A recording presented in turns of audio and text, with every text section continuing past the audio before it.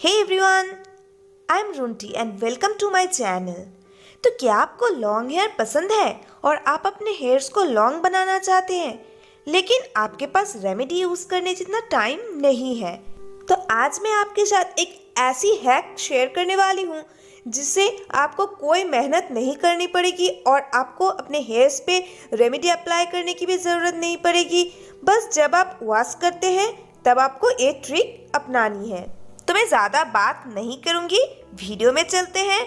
तो वीडियो में जाने से पहले एक लाइक ज़रूर कर दीजिए क्योंकि ये आपको फ़ायदा देने ही वाला है, और चैनल को सब्सक्राइब भी कर लीजिए क्योंकि ऐसे यूज़फुल टिप्स मैं हर रोज़ देती रहती हूँ। इस ट्रिक के लिए कुछ ज़्यादा मेहनत नहीं लगेगी, बस 1 कप बराबर राइस वाटर लगेगा। तो राइस वाटर मैंने कैसे बनाया है, मैंने 1 कप पानी में 2 चम्मच राइस को बॉईल किया है और उसमें मैं शैम्पू ऐड कर रही हूँ। आप अपना रेगुलर शैम्पू इसमें ऐड कीजिएगा, 1 चम्मच बराबर। 1 कप राइस वाटर में 1 चम्मच। तो इसको आपको जैसे आप शैम्पू करते हैं ऐसे ही अपने हेयर्स पे अप्लाई करना है।